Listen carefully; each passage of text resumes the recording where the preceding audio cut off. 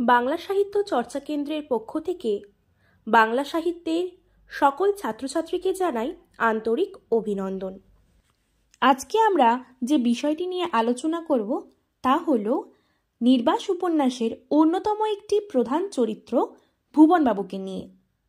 এর আগের ভিডিওতে আমরা নির্বাস উপন্যাসের কেন্দ্রীয় চরিত্র বিমলা বা বিমি অথবা বিমল প্রভার চরিত্রটি বিশ্লেষণ করতে গিয়ে উপন্যাসের কাহিনী কোন দিকে এগিয়েছে এবং উপন্যাসটির যে মূল থিম সেই সম্পর্কে অবগত হয়েছি।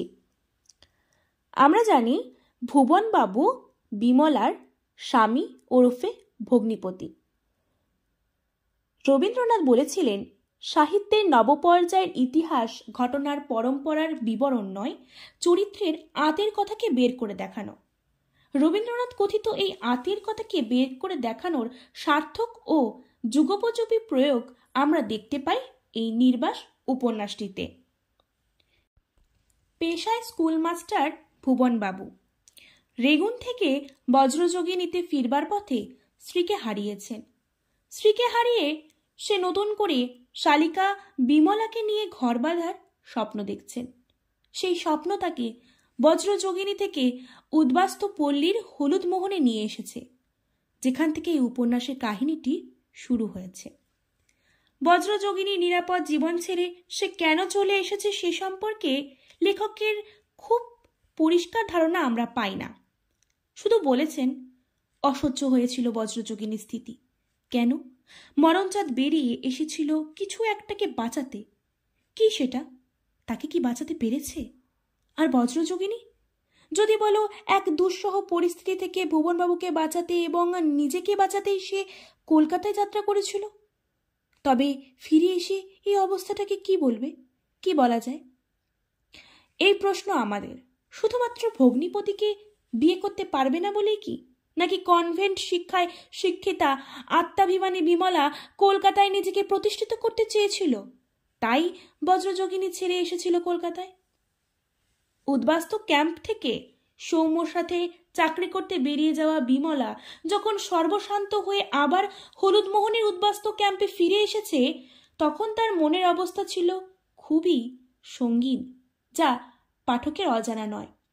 বিমলার এই সঙ্গীন অবস্থায় একজন নিকটাত্মীয়ের বড় প্রয়োজন ছিল।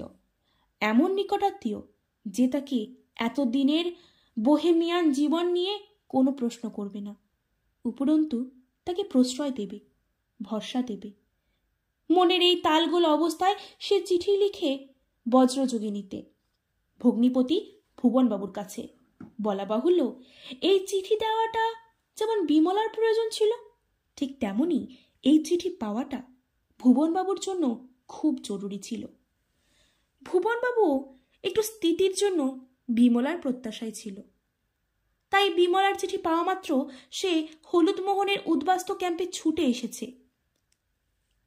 একজনের ধরে রাখবার কামনা, আর একজনের ছেড়ে যাবার বাসনা। এ নিয়েই তো জগৎ জুড়ে হাহাকার ক্রন্দন। বিশ্বজনীন এই বিরহ বেদনাকে লেখক এক অপরূপ চমৎকারিত্বে বিমলা ও ভুবনবাবুর মধ্য দিয়ে একযোগে কেটেছেন। উদ্বাস্তু ক্যাম্প থেকে বিমলাকে নিয়ে উদ্বাস্তু পল্লীতে একটা 2 কামরার ঘর বেঁধে ভুবনবাবু উঠে আসে। উদ্বাস্তু ক্যাম্প থেকে তারা এক ঘরে স্বামী স্ত্রীর মতোই বাস করে আসছে। লোকসমাজেও তারা এই ধারণাটা দিয়ে এসেছে যে তারা আদতেই স্বামী স্ত্রী।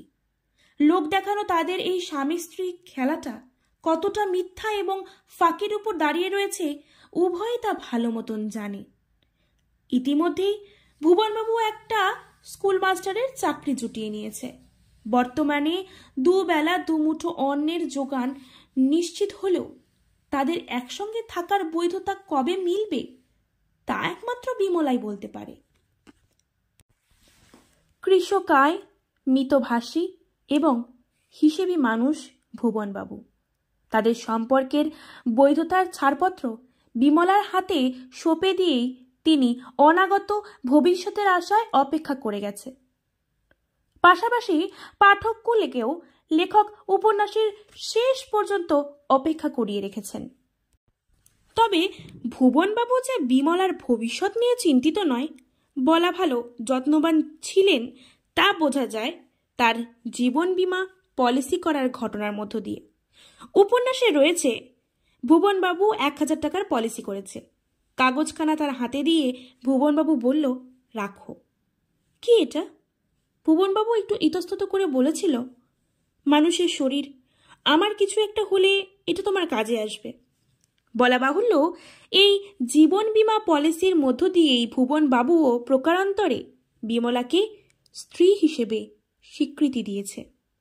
বিমলাকে তার ভালো লাগে এই হলুদ মোহনে এসে নয়। রেগুন থেকে বজ্রযোগিনীতে আসার পথে বিমলার দিদি অর্থাৎ ভুবনবাবুর স্ত্রী মারা গেলে বজ্রযোগিনীতে কাচের শাসি বসানো 4 কামরার ঘর করেছিল। ইচ্ছে ছিল বিমলাকে নিয়ে নতুন করে সংসার করার ভুবনবাবুর, কিন্তু সে স্বপ্নে বালি দিয়ে বিমলা চলে আসাটা ভুবনবাবুকে কিংকর্তব্য বিমূঢ় করে তুলেছিল। পরবর্তীকালে অবাঞ্ছিত, ঘৃণ্য এবং ভয়ানক সময় অতিক্রম করে বিমলার মনে হয়েছে ভুবনবাবুই তার সবচেয়ে নিরাপদ এবং ভরসাযোগ্য স্থল। আবার শুরু হলো দুজনের তরফ থেকে স্থিতি হওয়ার বাসনা। একটু স্থিতির জন্য তাদের যে কি ধরনের আকুলতা তা যেন দুহু ক্রোড়ে দুহু কান্দে বিচ্ছেদ ভাবিয়া। এভাবেই ঔপন্যাসিক তার কাহিনীকে ক্ষুরধার বিশ্লেষণের মধ্য দিয়ে নির্বাস নামের সার্থকতাকে এগিয়ে নিয়ে গেছেন। ভুবনবাবু বিমলাকে গভীরভাবে ভালোবাসত, কিন্তু সে ভালোবাসার জন্য কখনো বিমলার ওপর জোর খাটায়নি। তার কাছে প্রেম ছিল ঈশ্বরীয় ও পবিত্র বিষয়। সেখানে কোনো আবিলতা, নোংরামিকে ঠাঁই দেননি তিনি। বিমলাকে পাবার জন্য সে আজীবন অপেক্ষা করতেও রাজি ছিল। তার দৃঢ় বিশ্বাস একদিন বিমলা তার প্রেমকে স্বীকার করবেই। বিমলার কথায় তাদের দুজনের সম্পর্কে শুধু এক টুকরো অন্ধকার ছাড়া আর কোনো আড়াল ছিল না। তবু কেন যে ভুবনবাবু তাকে শারীরিকভাবে কাছে টেনে নেননি, এটাই পাঠক হিসেবে আমাদের কাছে আশ্চর্য ঠেকে। বলা বাহুল্য, বঙ্কিমের চন্দ্রশেখর, মানিকের শশীর পর বাংলা সাহিত্যের আর একজন নির্লিপ্ত নিষ্ক্রিয় চরিত্র নির্বাস উপন্যাসের এই ভুবনবাবু। অবশ্য কাহিনীর বক্তব্য বিষয়কে প্রতিপাদ্য করবার জন্য ভুবনবাবুর মতো একজন নির্লিপ্ত চরিত্র ঔপন্যাসিকের ভীষণ প্রয়োজন ছিল। বিশেষ করে বাংলাদেশের জলহাওয়া ভুবনবাবুর মতো চরিত্র একেবারেই বেমানান নয়। সেদিক থেকে ভুবনবাবু অবশ্য বাংলাদেশের একজন প্রতিনিধি স্থানীয় চরিত্র। এই উপন্যাসের একেবারে শেষ পর্বে যখন উদ্বাস্তু ক্যাম্প ছেড়ে সবাই দণ্ডকারণে চলে যাচ্ছে, এমনই এক সাঁঝের রাতে খুলে রাখা সোনার বালা দুটো বালিশের তলা থেকে বের করে এনে আরও একবার ভুবনবাবু বিমলাকে পরিয়ে দেয়। বিমলা যেন নিজের খালি হাত দুটোকে দেখে অবাক, বললে, ওহো, ওরা সব চলে যাচ্ছে, ওদের সামনে সোনা পড়তে লজ্জা হলো, বালিশের তলে রেখেছি। আচ্ছা আনো না ভুবনবাবু, আবার পরিয়েই দিলে বা। জানো ভুবনবাবু, একজন স্কুলমাস্টারের বিমিকে ধর্মপত্নী ভাবা উচিত লোকের। নষ্ট চরিত্র স্কুলমাস্টারের চাকরি থাকে না। এই বালা পরানোর ঘটনার মধ্যেই যেন বাধা পড়েছে তাদের দুটি জীবন। কিন্তু প্রশ্ন হলো, বিমলা আর ভুবনবাবু বাধায় যদি পড়বে, তবে এভাবে হলুদ মোহনের উদ্বাস্তু পল্লীতে কেন? বজ্রযোগিনীতে হলো না কেন? সেখানেও তো শান বাঁধানো, শাস্তি বসানো ঘর যাচ্ছে।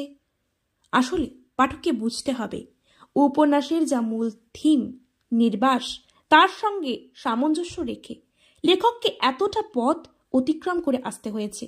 আসলে মানুষের আকাঙ্ক্ষা আর রূপায়ণের বৈপরীত্যেই তাকে যে কিরূপ অসহায় করে তোলে তারই এক উজ্জ্বল দৃষ্টান্ত এই নির্বাস উপন্যাসের ভুবনবাবু চরিত্রটি।